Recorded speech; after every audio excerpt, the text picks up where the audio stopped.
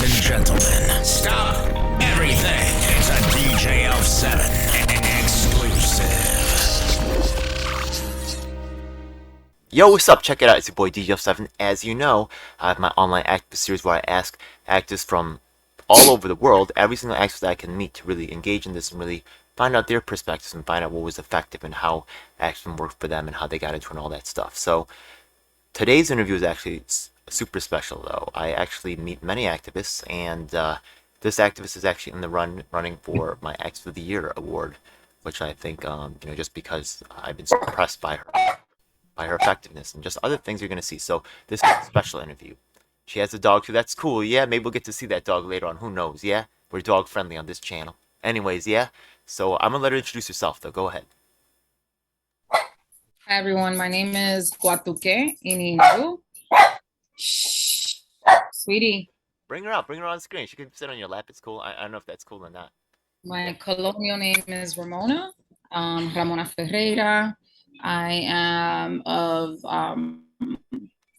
indigenous descent from the Dominican Republic of the Thai Nation. I was born in New York City, raised in Washington Heights, and took some detours and went to some pretty dope places along my life. But now I'm in Mott Haven. I live at Mitchell Houses, which is public housing in New York City. Okay, so how did you like? You're actually a phenomenal activist and organizer, but that's just my thing, right? People, everybody has their own opinion, but how did your whole activist journey start? Did it start with? I know you now you work in public housing, but did that was that the first activist thing you worked on, or how did you get started as an activist? When did it start?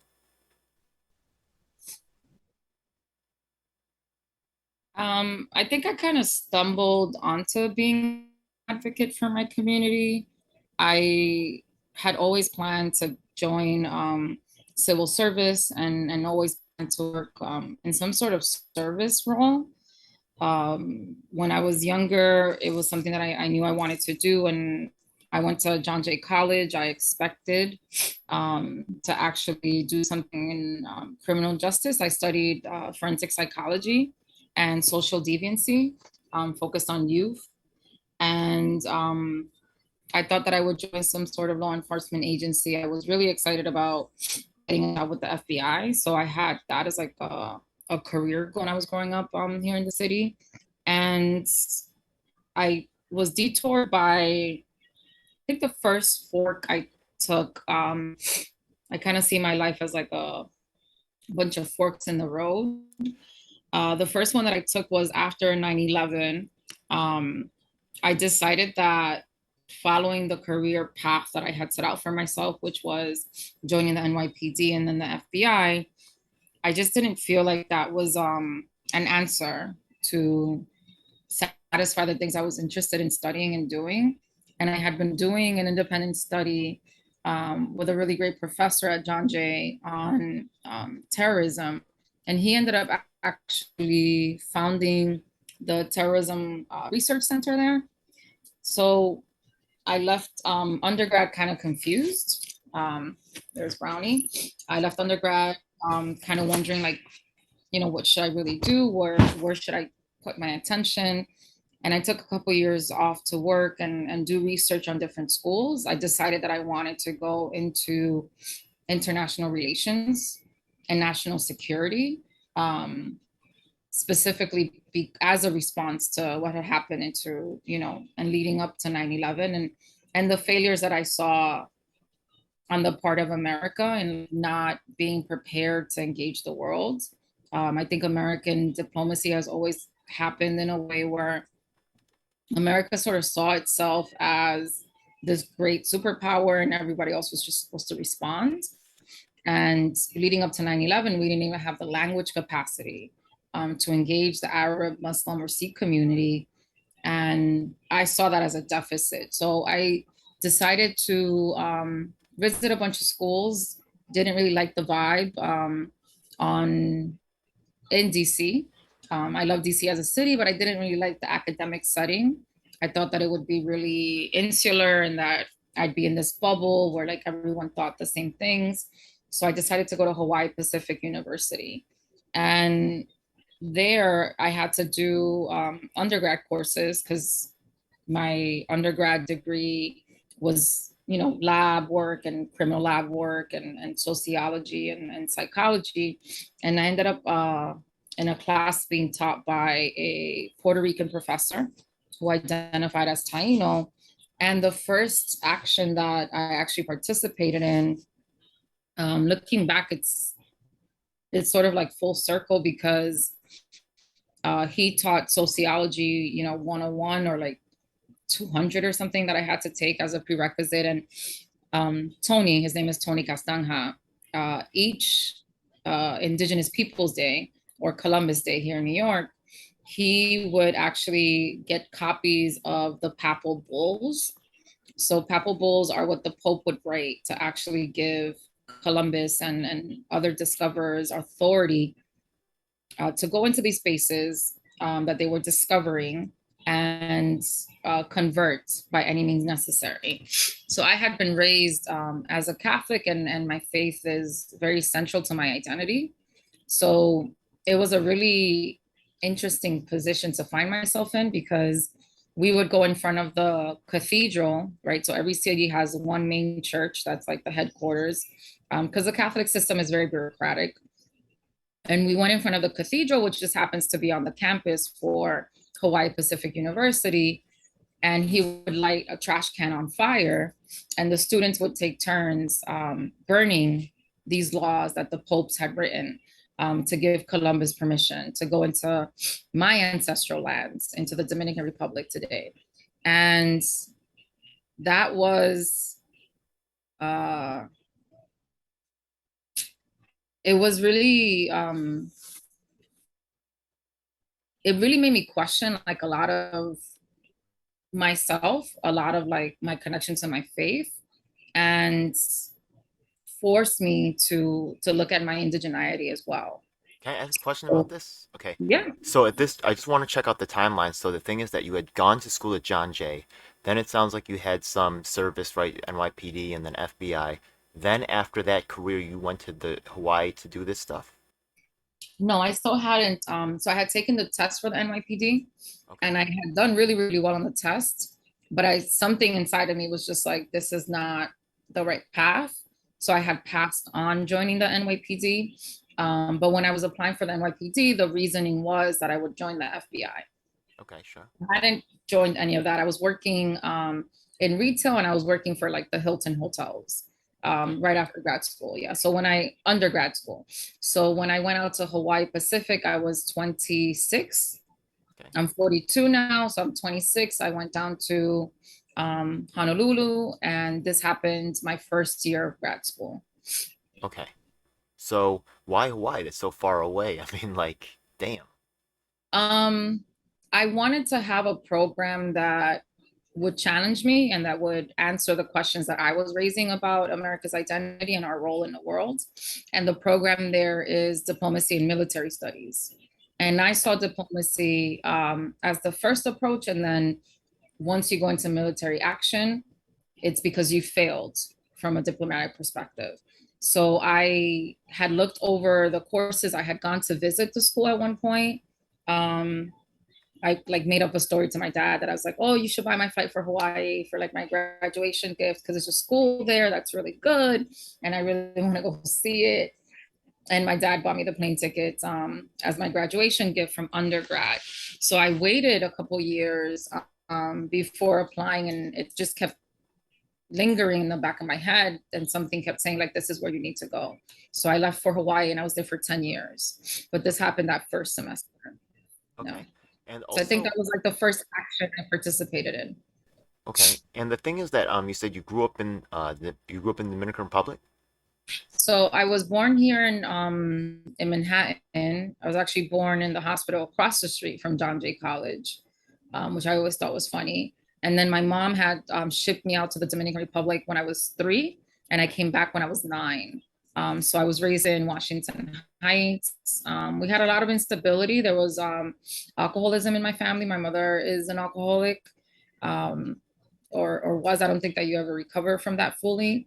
And we moved around a lot because of that and had a ton of difficult housing experiences. So I went through apartments in Manhattan and in Queens, and then returned back to Manhattan. Okay, and then it sounds that like you actually like decided early on to have like a protector role. You decided to go into some type of like law enforcement. Like looking like why is that? So I think, growing up in Manhattan, I saw and I understood some like key pieces of history. I remember I would walk past the place where Malcolm X was killed every single day after school when I was in junior high school um, and elementary school. So I went to PS 128 and I went to IS 164. And the building, the ballroom, which is now like a Chase Manhattan Bank and owned by Columbia, set at like the crossway of like what I would pass daily. And I don't know when I found out that he had been killed there and like why it would impact me like every single day. Like I remember passing by it and like always thinking like he was killed there, and seeing like the things that he had wanted to do. And from a very young age, like I always gravitated towards um, very radical leaders and like the idea of everyone having. And my grandmother joked all the time that like I was born a communist. But it was something that wasn't really pursued in my family. In the Dominican Republic, we had a dictator for a very long time. And he actually spanned most of my grandmother's life and some of my mother's, right? So this is two generations living under a dictatorship. And my grandmother, as I would grow and I would question things and I would like seek answers, like she would always tell me, like, you're so lucky that you were born here. Because if you had been born, born here, and also at the time that I was born, um, she always felt like if I had been born in the Dominican Republic at a different time, I would have been murdered or disappeared because I just questioned things too much. And as I got older, I got worse, right? So I always felt that I had a responsibility to stand up for like the little person. So like in high school, I remember like some kids would get bullied because they were like emo or like into different music or like kind of weird. And I mean, like it, we went to a school where there was a lot of violence, a lot of drugs. There was police presence all the time. We had, um, what are these things? The scanners for like our bags, and we had to walk through metal detectors. And I would make it a point to be friends with those people, right? With the people that everyone else was constantly overlooking or dismissing. And I was popular. Like I'm not gonna act like I was some like offset like person that was going through the same thing, but I was popular. I was considered pretty. I was considered, smart. I was considered all these things. And I don't think that I ever let that role or like those opinions really define me. I felt like I was always looking at like, okay, well, who's the person um, that's being overlooked or like being left behind? And I did some like messed up things. Like I still remember like in elementary school, like in the fourth grade, I think it was, or like fifth grade. I had just gotten to the point where like I was mastering English again because when I came back, I didn't know any English. So I was finding it in like English speaking classes. And like I participated in making fun of like one girl because she had started to develop sexually. And as stupid as that is, like to this day, I remember like the fact that I participated and that instead of like stopping it, I contributed to her pain. And those things actually stay with me because I feel like we each have a responsibility for other people. So between like walking past like Malcolm X, then seeing like really difficult things to process as a child. Like I remember seeing the riots that broke out in Washington Heights when cops went in and killed a Dominican guy. He was a drug dealer and like he got killed in his apartment at one point. And I remember sitting on like the fire escape because everybody used to hang out on their fire escape back in the days. And I was on the sixth floor on 162nd Street. And I remember that night just like watching things burn and like feeling this fear, but also like understanding because the adults were talking about it, understanding that there was a justification for that level of anger. And then having all these questions that are like, I wasn't getting answered. And I think that over time, those things just, like I said, they linger. That was excellent testimony. To tell you the truth, I find a lot of I hear a lot of myself in that story, so that's wonderful. Yeah, I mean, hey, either way, right? Yeah, maybe other people watching also find that this is similar to their own story. So you can watch the rest of the series, the online activists interview series, and see a whole bunch of activists and see how they respond to these questions, right? Now, the next question is going to be a lot of activists. Some activists define themselves more free flowing. Some of them have like an ideology. Some are socialists, or you said the word communist. Do you have a particular ideology that you prescribe to? I think communism would be the most appropriate. I believe that And what is folks your should be communism? allowed. Right, there's a lot of different types of communism, right? So, what is your communist type of? Yeah, so I think that's a good question. I've been to China and Vietnam, and I've been able to witness um, varying degrees, right? I think we have a big discomfort in this country with accepting that we have a responsibility for the larger population.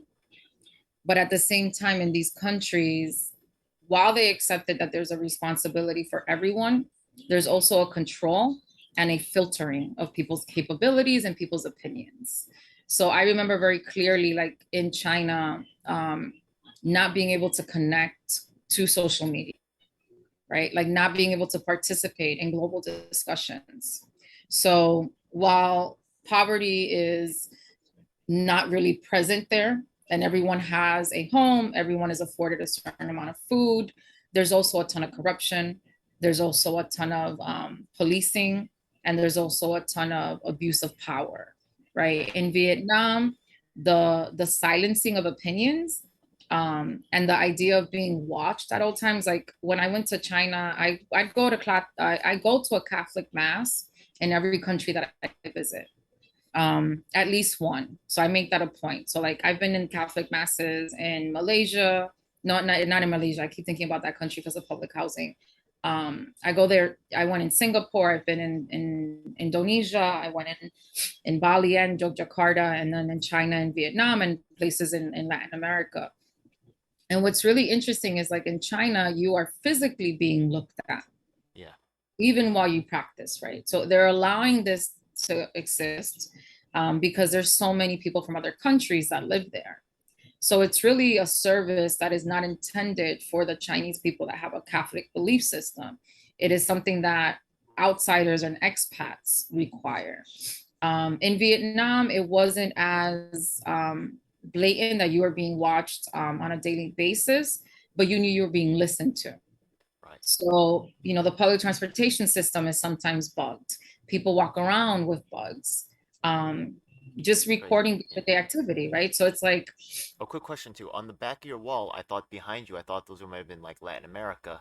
That's actually Vietnam. no, That's they're actually Vietnamese, from right? Vietnam. Yeah. So I collect propaganda posters, Okay. and these are focused on the role of women in the Vietnamese American War. Right. So when I went out there, I went to do a study abroad to look at the war of Vietnam, but from a Vietnamese perspective. And Okay. these I just thought were Latin beautiful. America also has a lot of like socialist type of like stuff going on down there. Yeah. You never really interested, or just really the Vietnam thing kind of captured you somehow, or So I think, you know, in Latin America there is a lot of stuff going on, but I was just going through Asia because of the access to it. So like living in Hawaii, like it was just easier to get sure. to that side of the world, not word. But back to like the question of like ideology, I think the problem with communism is people, right?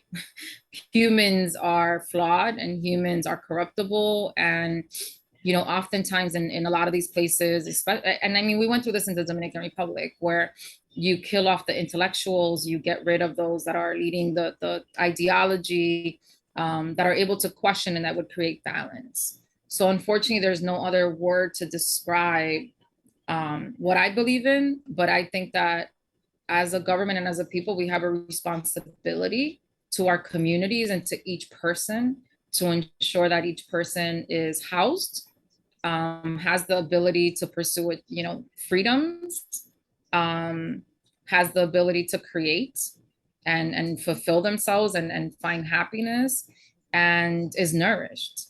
And I hate the terms, progressive or social democrat. I don't believe I'm one of those. I think the media created them, and then people just started adopting the terminology. And I think that the media created it because they didn't want to talk about communism because of the ignorance that surrounds that term. I think actually, if I were to describe my ideology in full, I would say that I'm Catholic, right? So as a Catholic, and looking back at the teachings of Jesus and what the Catholic Church says, not often does. Um, so looking directly at the Bible and the apostles and the saints that I believe in, and the prophets that I believe in, um, you shouldn't be corrupted, and you shouldn't hold power if you're corrupted. People should be cared for and accepted regardless of the decisions that they make, and no human being should be judging others. And you should be allowed to, I'm an entrepreneur, right? I believe that I should be able to create my own wealth, but I also believe that for people that are unable to do that, there should be an infrastructure and a system to support them. So maybe it's not communism, maybe it's I'm a humanist. Makes sense. Okay.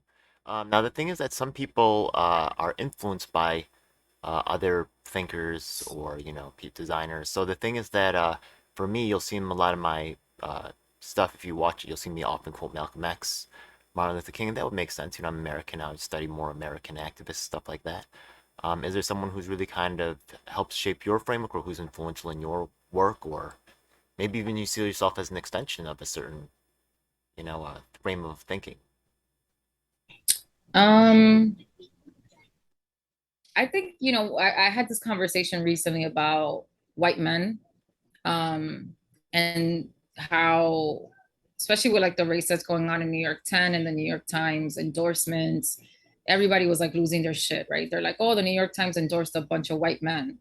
Um, and I was like on Twitter, and I was like, am I the only person that sees value and that has had a positive experience with white men?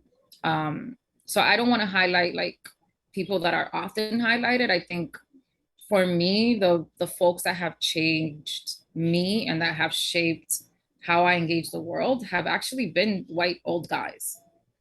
So when I was with the FBI, my mentor Joe, who's still there, he is someone who is a devout Catholic. He wears a ton of polyester. His children were homeschooled. They come from West Virginia. Um, and we could not have come from like more different backgrounds. Um, and somehow he was he was willing and able to see me because of his Catholic faith fully. And he was able to appreciate my story and my capabilities, and he helped me shape my career, and he continues to be a huge influence on my life. um, Other men that I would mention, when I worked for the Department of Defense, I worked for an admiral. I think I mentioned this to you before, like he's a 4 star, and he was in charge of everything from like San Diego to Pakistan, and he moved about with such dignity and grace, and truly felt a responsibility to serve and to do well. And he created, at the time, like, the military has never denied climate change is a thing. They have been ringing the bell about this for years. And he actually was responsible for the response to Indonesia.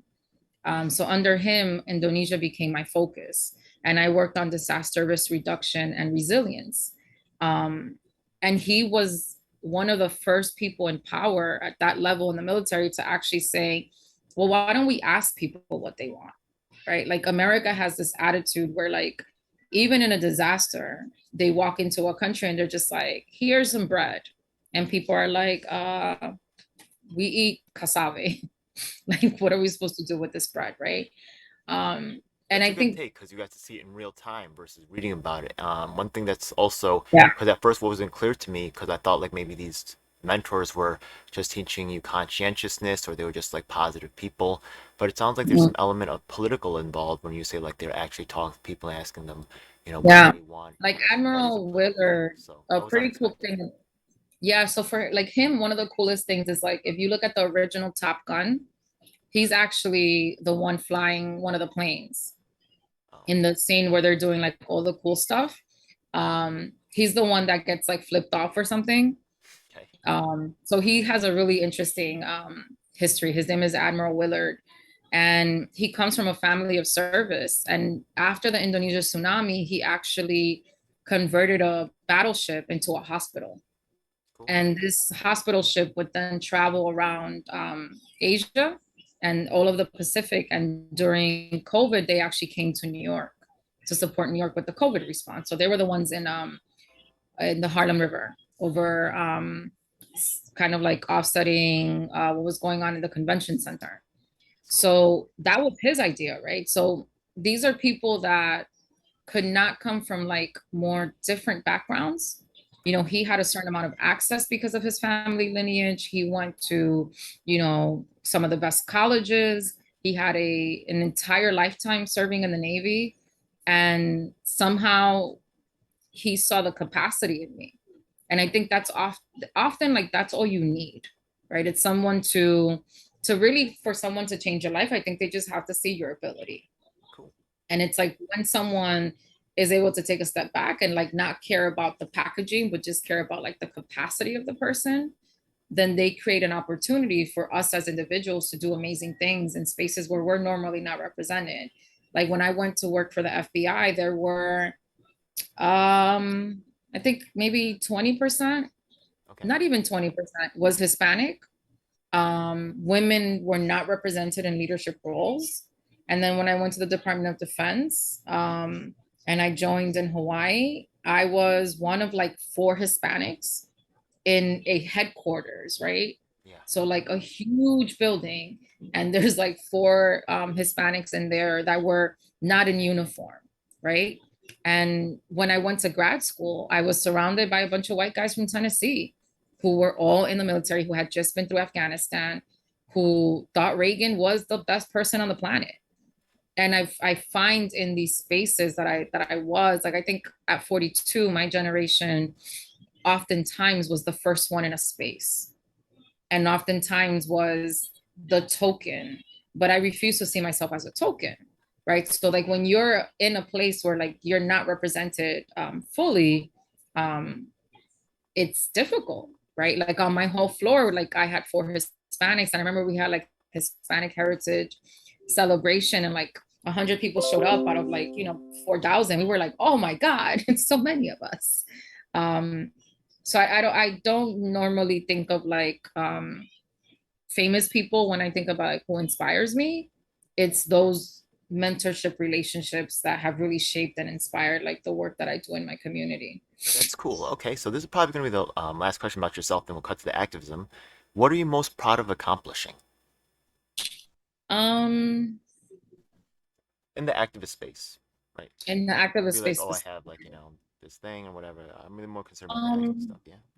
so I mean, I was part of the Close Rikers campaign, so Oh, having Close that Record? get signed in Close Rikers, yeah. Oh, Close Rikers. Okay. That's a Yeah. prison, just so So people who might not know. Okay. yeah, so Rikers is the last penal colony in America. And as part of the Close Rikers campaign, I was one of the lead organizers for the Bronx. And I remember going to City Hall to testify the day that they were going to have the vote. And I just, I feel like I always say I don't join campaigns unless I know I can win them. Um, and folks were saying that we weren't going to win, that Rikers wasn't going to close down, that it wasn't going to happen, and then it did. Um, in transit, I think I work on transit issues because I have an invisible disability and I live below the poverty level. Getting the Fair's Fair Metro Card campaign, that was a big win. Um, and it's been helping a lot of people, right? So now if you live below the poverty level, you actually are qualified for a half price Metro card, which makes a huge difference. Um, we also won congestion pricing that same year. So now that everybody's arguing about how much it sucks and like how horrible it's going to be, I'm like, you all have no idea what you're talking about. So I've been trying to do like some educating on that now, but winning congestion pricing against like the Bronx party machine specifically, that felt great. In housing, it's a little harder. But I think being able to develop other tenants, um, and being able to shape like every campaign I get involved in, I try to make it a point to develop others. Like I never want to be in a campaign more than 2 years. And I think that it's a failure. Like if you have to create a nonprofit to work on a public or social justice issue, I think you're failing that issue, because that means that you're not addressing the root cause of the problem. That means that you're just becoming a part of the problem. So I think with the public housing campaign, I have seen some tenants grow and really change, and that's a win, but it's been hard. It's the hardest campaign, and it's the one that I feel most emotionally tied to because of the legacy of my grandmother. So it's hard to walk away, but I want to develop the next round of leadership because I don't want to be at the forefront of it. Well, Um, I'm glad I caught you because goddamn, you're doing your thing. All right, let's move. Let's move to talk about some of the activist stuff. So first of all, a lot of people are watching, hopefully other activists, right? What do you think are some of the most effective things that activists can do? so I think you first should understand the policy problem. Too often, I find myself in conversation with people that don't understand what are the policy pieces that are creating the problem that they're trying to address. And if you don't understand the laws, you're never going to be able to truly change the root problem. So I would say understand what the problem is from a policy perspective. Interesting. Um, Okay. and that's something that a lot of activists don't do. They have no idea like why things are happening the way that they're happening, but they want to go out and like march and hold rallies and like do all of this shit, but you don't understand that there's a law in place that will never allow you to reach your goals. And if you don't counter that law and that policy, you're not doing anything. You're wasting your time and your energy. Second thing is what you learn, you need to teach others, right? So every time I figure something out, be it reading policy, being how to testify, be it how to lobby, it is your responsibility to develop the other people in your group. Because if you are the only person carrying that skill set, then your group will not survive and it will not see evolution, because leadership has to change and people have to be developed. Yeah. And that's something that I don't see a lot within nonprofits and within organic movements. It If happens in you the business figure, world as well, right? Yeah, people don't want to be replaced, so they actually attack the people that would be in succession, right, yeah. and keep them weak. And it's quite Mhm. unfortunate. It leads to failure, mission failure. You're absolutely right. Yeah, I agree with that. And Um, I think that came from working with the military, right? Like it was very clear, right? Like my office was next to the engineering people. So like we would work on disaster risk reduction stuff. Like I created a program and like negotiated a program where Indonesian students would come in from Yogyakarta, from a university there, and they would come to Hawaii Pacific University. No, sorry, University of Hawaii, to a disaster center there. And then they would learn that skill set and take it back.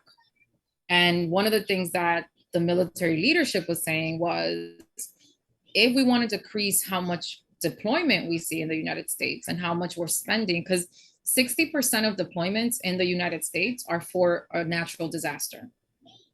60%, right? So that means that the wars and the other crap that we do and the Navy SEAL shit and like all those things that happen, that's only like less than half. So consistently, the military is going out to countries to respond to a natural disaster. And they said, unless we teach these people in their own countries how to prepare, respond, and recover, we're going to have to continue to deploy the way that we do.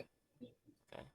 So I was like, oh, teach what you know, right? So, I often see movements where like one person will be the only person that knows how to facilitate, will be the only person that knows how to take notes, will be the only person that knows how to create posters.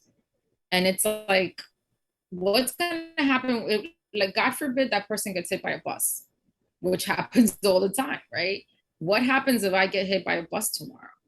If Safe Section 9 is not able to continue its work, then that's my failure, because continuance of operations should always be a priority. And I understand. Yeah. Okay. So look, there's a lot of people that sometimes when they first start into activism, right?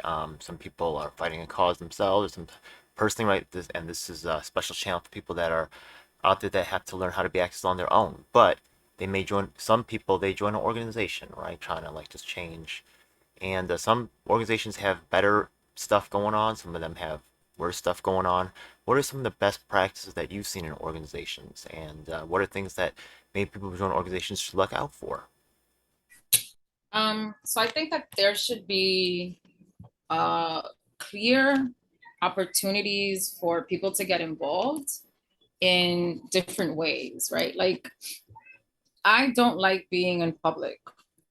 I'm an introvert. I prefer to do research. I prefer to do activities where I'm by myself.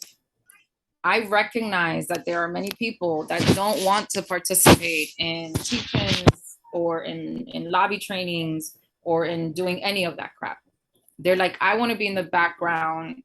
How can I support, right? So I have done a ton of work. I was blessed to go to like Harvard's Kennedy School for Executive Leadership, and then I did the Center for Creative Leadership too. Um, and the things that I learned there about myself, right? How to be honest with yourself about what you enjoy and don't enjoy, who you are and you aren't, what your weaknesses are. It was all about like self-awareness. So it's like all these programs where like people in executive roles participate in, it's not like how to be a better manager. It's how to recognize who the hell you are. So I learned in my professional career how to understand what everyone prefers and how to create roles where people thrive in those roles. So Ashley, for example, who's one of our leads, she does not want to teach, speak, or be seen, Yeah. but she can kill ass when it comes to writing an email, coordinating data sheets, and maintaining the back of the house stuff. Good. So why would I make Ashley do something like hold the lobby training, right? So I think oftentimes organizations, when they're building themselves, there can be a period of time, like when Safe Section 9 was first shaping, like we all had to kind of do everything. But then I had to start having conversations with the group about these are the different needs. Who has the best skill set to fill that need? So at the same time that you're teaching everyone how to do everything so that you can be covered, you also have to have an understanding of like, where are my weaknesses? And I'm very honest with myself about my weaknesses. And then where are people's strengths, right? So it's like, I know that my weaknesses are, I don't deal well when I am fatigued or like I'm having a tough day with my illness. I have to be able to say that to people. Like I will tell, like I did in our last meeting, I will tell you I'm having foggy brain tonight. And unless I stop you at one question, I won't be able to really provide a response. And some people are not used to hearing that, right? Like in spaces, it is very rare that people talk about, I'm facing this hardship right now, or I'm having this obstacle. Like we know Christina, like she messaged the other day and she said, hey guys, like I'm having a lot of nausea. I'm not feeling very well. I just don't feel well. That we've created a space where people can say that, right? Where people can say, hey, I'm not at my best today. And then because we're teaching each other and cross teaching skills, we can cover each other. I think when you are leading a movement or trying to lead a movement and you want to act like you are perfect, you're doing a disservice to the community that you're trying to help and to yourself. So I think you have to be really honest with yourself. Appreciate that. Yeah. So, what are some of the if we take a look at activists trying to get stuff done, right? What's like one of the what are some of the biggest obstacles and what are the most common points of failure? Um, Not planning, right? So for Safe Section 9, about like every 4 to 6 months, we sit down as a group and we say, hey, these are the priorities from the last time that we talked about. These are the milestones that we need to hit in the next 6 months. How do we need to adjust? And what have we accomplished? So you have to run, even if you're just doing work where like you're doing um, a garden in your window, right? If you decide that in your building, you guys are going to put gardens in your windows, you got to treat this like a business. You have to be focused on what is happening now and what fires need to be put out. And then what do I need to be accomplishing in the next 6 months? Because one of the things that can quickly happen, in my opinion, is like people will come in that are new and they'll have a ton of different ideas and they'll have a ton of different priorities. Now, it's great to have new people come in, but if the group has already set an agenda and a timeline, things can be contributed. But then you can hold each other accountable and say, hey, the reason we're not going to pursue that is because it doesn't align with our priorities. That also allows you to treat things like projects and programs instead of individuals. So if the group was taking a vote on like the idea that you had about a talent showcase, and someone said, I don't think we have the space in the next 6 months for that. This isn't about, Ed, this is a stupid idea. This is about saying, hey, we already have the next six months mapped out.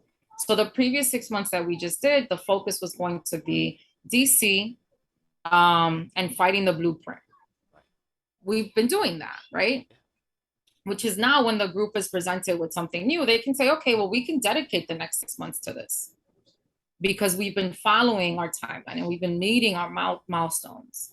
If you're not doing that, then you never really know where you're headed and you tend to forget what you've accomplished and then you're going to get derailed. Well, it's a good team, and we're able to stick to that somehow, and it's great. Yeah, so I'm quite happy. That's just me talking about my personal experience, though. But in terms of reference for people watching, I would definitely say that I agree with that statement. So that's cool. All right. So is there anything else? Oh, okay. So um, right now, just looking at the world today, right? What would you say is we're getting towards the end here? Yeah. I do have a little bonus question at the end, just from another portion of my audience. But what would you just the state of just the world today, right? Your overall vision, right? Uh, how do you think things are going? It's shit, man. I think it's I don't think I'm not surprised by any of it.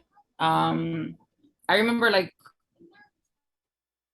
being very keenly aware of um when there were some things going on in Iran, and there was a lot of discussion like maybe 6 years ago, and they were saying like um there was an uprising and they were like, no, because the role of social media and like the global awareness and like these things have changed and now the Iranian people are making different decisions because of that. I think a lot of people in the US were very ignorant in assuming that the same thing wasn't happening here, right? We had the internet, we had media, we had this level of freedom. And what they didn't anticipate is when you give people freedom, um, there's the danger that in addition to the good things that are going to be created, that the bad things are going to be amplified and are going to be fed. And I think that things are the way they are because the infrastructure of our society, like our culture, is flawed. It's been built on racism and sexism, and it's been something that's overlooked a lot of different people. And because of that, it has sort of mushroomed out into complete chaos. But I think this chaos is appropriate. And I think for many years, um, people were warning that this was coming, right? Like we knew that there was a problem with white um, uh, what's the word I'm looking for? With like white superiority mentality. We knew that there was an issue with gun violence. We knew that underserved communities were going to start imploding because we had now been for 3 generations not supporting these communities adequately. So no one should be surprised by what's happening. Um, I think many people have seen this as an opportunity to like reimagine the world, and that's great. Um, but it's very difficult to reimagine a world when you're in an environment that doesn't nourish that. That's one of the reasons why when I left Hawaii 5 years ago, I was there for 10 years. And when I left there, it's going to be 5 years this December, I left with the intention of going to the Dominican Republic. So I was ready to go to a space where I would be able to connect with the land, grow my own things, be able to nourish myself and have independence. And that's 5 years ago. And I remember in grad school, joking that we were going to buy an island. We had this vision, like we were going to buy an island off the shore of Belize, because they're super cheap at the time. And we were all going to pull our money together, and we were all going to like create this new space and like this new environment. This is like a bunch of white guys from Tennessee, right? So they foresaw this. I foresaw this. So when I left there 5 years ago, I remember telling people that I was moving to the Dominican Republic. I came to New York and then I saw like what was happening, and I just felt a sense of responsibility, because the things that the city afforded me, like free schooling. I am a public school kid. I was a latchkey kid. I was a eat for free in the summers kid. I received food stamps. I still receive food stamps today. I still receive a cash allowance of like $180 a month. That's my whole income because my company doesn't make enough money. So I just felt like I needed to do something to improve the situation here. But I was already on my way out and towards new spaces because I knew that there was only so much we could do here. Right. And I think that's a tough thing to come to terms with, especially when you live in a place like New York. Like you can't just say, hey, I'm going to grow a garden and live in a hut. Like you can't do that here. And I think that's why a lot of people are looking for a way out. So I think all of us kind of have to figure out where do we want to be when the shit continues to hit the fan, because it's not going to stop. Okay. So before I get asked the last question of the typical like interview series, right? We do that bonus question. Why don't you share? I'm sure people want to follow right your story. Once again, this is one of cool activists to organize right here. The story will continue. You got social media, right? Like, how can people follow what you're doing? Got a website? What's going on? Yeah, so I think the best way to follow me and what's happening is on Instagram. On Instagram, it's Ohala Threads. So that's OJALA, followed by THREADS, like threads and needle. You can also find me on Twitter, where I do a lot of like the political questioning, and that's Ramona the Mona, THE. So R, yeah, so I'm sorry. RAMONA THEMONA. So Ramona the Mona. My Facebook is public also, like it's all linked out. Um, uh, and then if folks want to reach out, it's ohalathreads@gmail.com. Okay. Ojala Threads, don't you have? Isn't that like a clothing company you have or something? Yeah, so it's actually I started out creating baby bodysuits. Have any of them on you? Can you show one? Oh, I don't have anything near me. Okay, it's all right. Yeah, sorry, I don't have anything. I didn't think to have anything prepared, but I actually make gift items inspired by my indigenous heritage. So I offer everything from baby clothing to books. All right. So now that people have your information, Ojala Threads, and I think Ramona the Mona on Twitter and stuff like that, right? So what's your plans for the future? What you got coming up? So over the next month, we're gonna keep offering lobby trainings to those interested in fighting for public housing. We're gonna keep having meetings with elected officials because we focus on the federal government. So we're going to keep tackling, the bias or the biases against public housing by meeting with congresspeople and senators from all sides of the aisle.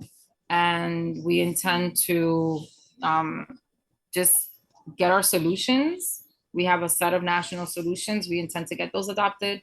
And then personally, I'll be going back home for about 6 weeks to the Dominican Republic, and doing some of the work that I need to do there.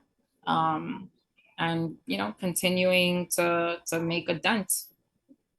Okay, cool. All right, so now it's time for the bonus question. All right, so Yeah. the thing is that look, you spent time in Hawaii, and there's I was actually a big part of the Tulsi community. Not really sure about nowadays, but we have to see what's going on. But the thing is that right, we look at the 24 elections, right? Bernie's not running. Where his father is going to end up, it's right. Maybe I think AOC is looking like a really high pick. Nina Turner, I'm not sure what's going on there. She's not winning her races. Maybe she'll sweep back in 24. Who knows? Yeah. What do you think's gonna happen in 24? Who, any, well, like we were at Bernie's meeting and we're talking about like what Senator Roberts or something. Maybe that's a new guy's gonna pop out the woodwork and what? Any? Look, I don't expect anything. This is a crazy time, but any guesses? Um, Tulsi Not might run. really. I think I don't think she's running. I think we she's gonna become a all Fox correspondent. That's me. Tulsi. Yeah. Yeah, it's interesting because I'm actually really good friends with her. Oh And I my, worked on her. you are? Yeah, I worked on her first campaign in Hawaii. I Oh, did her word? partnerships and outreach. Yeah, Okay. So were involved with the campaign at all? not the presidential. Well, why? I Because think she I has did not know that. Whoa, crazy. I was beasting her my campaign, kiddos. right?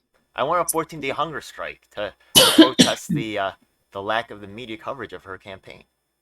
So I went that she hard. was my city council member when Interesting. I lived in Hawaii. So, and because she was in the military, Okay. we used to have lunch and stuff all the time. A lot of the stuff that she's choosing to focus on now, I don't think is truly reflective of who she is as a person and her values. You think I she's don't doing know it who for the cameras or something to try to I, gain a I don't know if it's for the cameras or outside for the influence? people. No, I think it's more about like who is gravitating towards her. I think she had a really good opportunity. And instead of staying herself, she started answering the loudest voices. And I think that's something that can often happen. So I don't think that she has a viable chance at this point, because she was someone that could have bridged a lot of division. And I that's why I believed in her when she was running for Congress. And I don't know that she can do that anymore. I don't know who's going to be at the forefront. Unfortunately, like we live in a country where those in power like to choose, right? Like who they think should keep the power. Um, and if Bernie's not running, like I don't know who else is going to come along. But I think whoever comes along, people should vote based on values, because I think a values based candidate um, might not do everything you want them to do, but will always honor your values. So I hope that when people are presented with the choice, I think it'd be great if Liz Cheney ran, because I think she is a real voice of like what the Republican Party should represent, instead of what they've been going through. But on our side, we keep ending up with a lot of options that all feel like the same, and I'm not really excited. But I consider myself an independent and I voted for the Green Party in the past. So I don't really care who's running. I'm gonna look at like where they fall on I actually take a quiz like every election. There's like websites where you could be like, who should I vote for quiz? And Yeah. like I take a quiz and whoever gets my highest score, that's who I vote for. And I think that's how people should do it. Yeah, I think I'm Green very Party interested to see allowed. where the Bernie movement ends up. There's a huge, maybe they'll fracture up, but if there's a chance of them staying together somehow, it could be a serious force. Who knows? We'll see. Yeah. I think there's so much shit going on in what are we in August?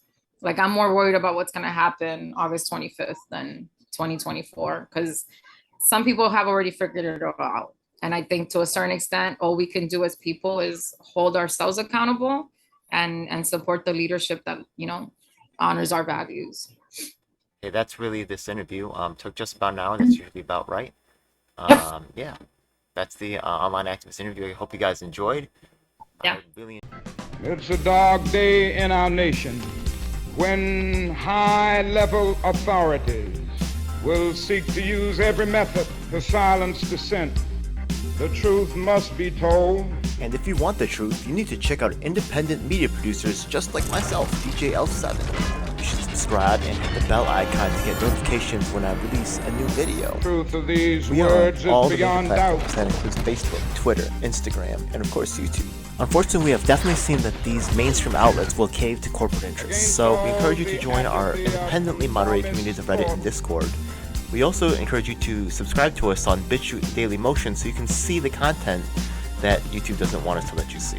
Hey, now it's time for the most important part of the video. That's right. It's time for us to tell you about the Taking Action Group. Do you need an activist? Or maybe there's no activists around willing to help you with your cause and you need to learn to become an activist. That's exactly why we're here. Every week we get up with people from across the nation, in fact even sometimes internationally, and we develop strategies and a game plan to address the issues that are affecting all of us. Every week myself from New York City and of course my co-host Lisa from Los Angeles provide a coast-to-coast perspective on what's going on in the country. If you want to donate to help out with expenses, travel, equipment, stuff like that, then I definitely appreciate it, and you can hit us off at Venmo or PayPal. Thanks a lot. Hey, by the way, we also have a merch store, so check it out. Oh my goodness, it seems like you've reached the end of the video, so make sure you check out some of our other videos, make sure you subscribe. This is your last chance to do so thanks a lot, and looking forward to seeing you on the next one. Hope you guys enjoyed. Please comment below if you have any questions or issues you'd like me to address. And if you're an activist, the time to make things happen is now.